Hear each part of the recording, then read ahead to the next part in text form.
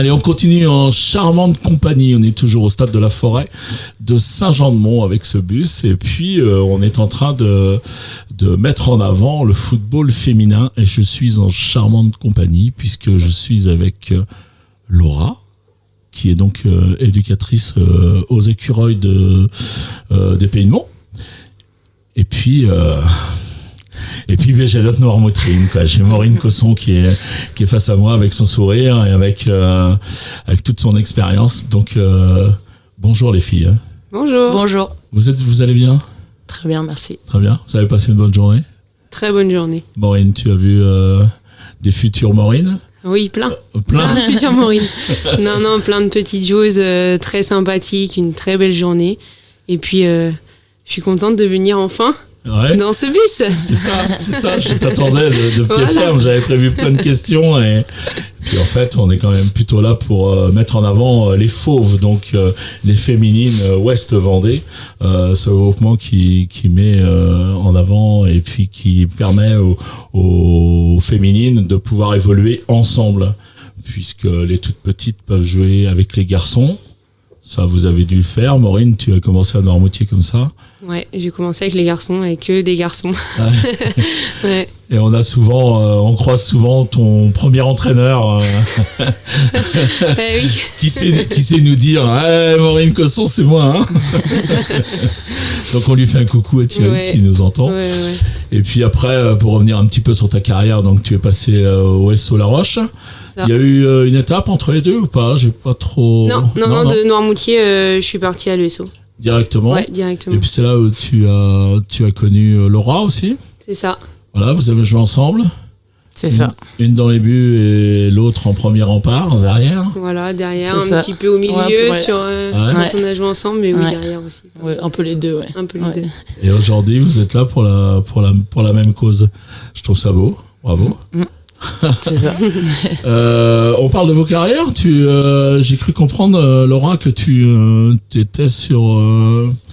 Tu ne jouais plus sur l'herbe. C'est ça. Je suis passée sur le futsal, donc moi j'ai fait 4 ans à l'ESO, les 4 dernières années de l'ESO en D2.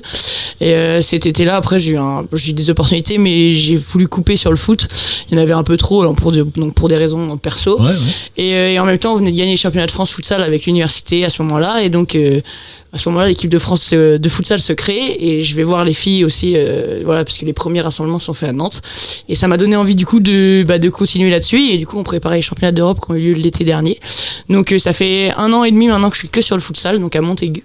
Et voilà, donc on a joué les championnats d'Europe avec l'université l'été dernier. Différent. Complètement différent, c'est un autre sport et très très plaisant. Je reprends beaucoup de plaisir à jouer au futsal. Tu nous parles de ce que tu fais avec les écureuils des Pays de Mont? Donc avec les écureuils, je suis donc responsable sportif jeune de tous les jeunes, donc garçons et filles, donc U6 à U17. Et donc je coordonne, donc je suis plutôt sur la partie garçons. J'ai une petite main du coup sur les filles, notamment là je vais aider Nico ce soir sur le futsal, vu que nos fauves sont en finale de Coupe de Vendée aussi futsal dans 2 semaines. À suivre, donc, ça va suivre. Donc voilà, donc je mets on fait quelques séances cette semaine pour préparer ça. Donc je viens aider Nico là-dessus. Et après du coup sur les garçons, je coordonne tout le projet jeune. En vue de l'obtention du label jeune, et donc j'ai aussi les U13, U11 garçons et puis voilà plein de missions et je prends énormément de plaisir à travailler ici. Maureen, tu penserais à faire éducatrice comme ça sur le foot, toi? Pas tout de suite en tout cas. Pas tout de suite en tout cas. Non. Pour le moment, moi je joue. J'ai jamais passé mes diplômes. C'est pas quelque chose qui C'est pas quelque chose qui m'attire pour le moment, et je pense qu'en vrai c'est pas fait pour moi. Alors peut-être plus tard quand j'aurai arrêté, je pense que j'aurai besoin de prendre une pause et peut-être que je changerai d'avis, mais là pour le moment non, c'est pas forcément mon truc de coacher.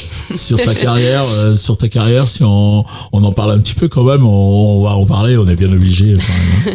Donc ton passage à SO La Roche a été plutôt sympa quand même, puisque on a dit tout à l'heure la D1, tu es revenu en D2, enfin tu as suivi toutes ces évolutions-là.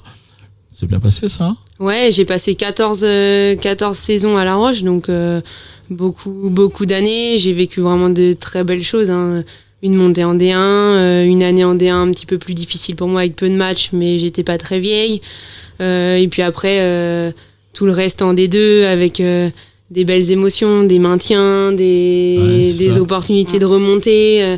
On a vécu beaucoup de choses fortes et je garde vraiment que des bons souvenirs de mon passage à La Roche. Et donc avec le FC Nantes, encore plus d'émotions, parce que bon, t'as le côté professionnel quand même. Je suppose que ça doit changer tes emplois du temps et... Oui, ça change complètement. En réalité, c'est une vie différente entre Nantes et La Roche et j'apprécie beaucoup ce que je fais aujourd'hui. Je prends du plaisir au quotidien et avoir cette chance de faire que jouer au foot, c'est top. J'en profite au maximum. Et puis la montée. Ah oui, c'est ça. La montée vous allez y venir. En arquer ma première ligue et forcément, dès la première saison à Nantes, je pouvais pas rêver mieux que ce qui s'est passé là pour le moment jusqu'ici à Nantes. Voilà, c'est ça, parce que tu as eu la montée dès la première année, ce qui n'était pas forcément écrit.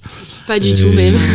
Et après, une belle saison en Ligue 1, elle n'est pas terminée. Mais pour nous qui te suivons un petit peu via les réseaux, via plein de choses, on sait que les 2 derniers matchs qui restent, on a presque pas envie d'en parler. Quoique si vous pouviez nous claquer un petit exploit, ce serait sympa. Ouais, et puis au-delà de ça, on sait que c'est 2 matchs qui vont être difficiles, mais c'est des matchs. En réalité, c'est les 2 matchs pour lesquels on joue en D1. Jouer Lyon et le PSG, on a tout envie de jouer ces matchs-là, et au final, le maintien, on l'a acquis assez rapidement. Là, aujourd'hui, en réalité, on n'a pas grand-chose à jouer puisqu'on ne peut pas réellement perdre de place ni en gagner. Donc, finalement, finir par ces 2 matchs-là, c'est pas plus mal parce que c'est 2 matchs où on va prendre du plaisir, où on va donner notre maximum et puis on verra. Et puis si on peut aller prendre des points, on va pas s'en priver. Hein. Et on va finir l'année comme ça, mais ça nous tient jusqu'au bout quand même. Donc, on souhaite. Surtout pour toi qui a été...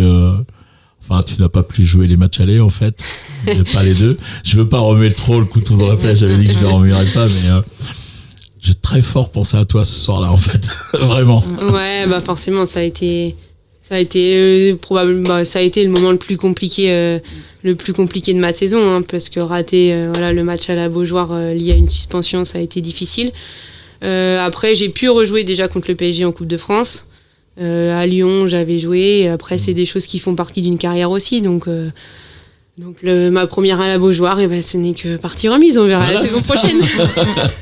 Ils n'ont pas imaginé faire jouer Lyon à la Beaujoire, par contre? Je me demandais. Si, ça a été dans les plans. Et puis la programmation a fait qu'on joue un mercredi. Donc un mercredi en semaine à la Beaujoire. Il y avait la question des affluences, il y avait la question de l'horaire, le 21h est arrivé tardivement, et puis de toute façon les gars jouent la veille à la Beaujoire, donc d'un point de vue logistique, etc., ça a vite été repoussé. Bon, c'est pas grave, on aurait aimé forcément rejouer. Mais... Laura, on suit la copine, on suit les résultats. Ouais, moi je suis beaucoup, et j'avais été les voir du coup contre Paris à la Beaujoire, et j'avais été agréablement surprise, franchement, de la perf qui a été faite à la Beaujoire, et j'ai acheté Canal derrière pour suivre encore plus, et vraiment pour parce que le match d'après, et voilà. Puis il manquait... Oui, en plus, on s'était vu sur le parking en bas. Du coup, si on avait ramené les fauves aussi, j'avais fait en sorte. Il manquait une cadre sur le terrain qui, je pense que le but ne l'aurait pas pris, quoi. C'est tout. Bon, je suis pas sûre que ça aurait changé grand-chose, mais bon. Est-ce que j'ose te demander si le brassard pèse lourd sur ton bras, parce que tu as l'air de l'avoir quand même. Tu n'es pas déclaré comme capitaine de l'équipe, si j'ai bien compris. Ouais, en fait, nous, on est 3 capitaines. Ouais, c'est toi qui l'as le plus en fait. Ouais, on est élus en fait, c'est le groupe qui élit ses capitaines en début de saison, donc on est 3. Et donc c'est Lalia qui est numéro 1 et moi en numéro 2, et en fait c'est en fonction de qui se trouve sur le terrain. Donc oui, je l'ai assez souvent. Après, est-ce qu'il pèse lourd? Non. J'y porte pas cette attention là. C'est... Mais notre Noirmoutrine, elle joue tous les matchs, et puis elle les joue de la première à la 90e minute, donc bon. Voilà, ça fait toujours plaisir, et j'en suis contente. Merci beaucoup les filles, c'était un plaisir de vous recevoir. Vraiment, vous revenez quand vous voulez. Maureen, quand on est au stade de foot de Noirmoutier, le but c'était chez toi ici. Hein.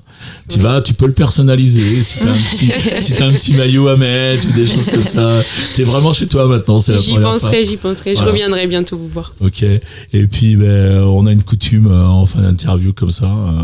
C'est de dire à plus dans le bus les filles. C'est bientôt. Allez, à bientôt, merci.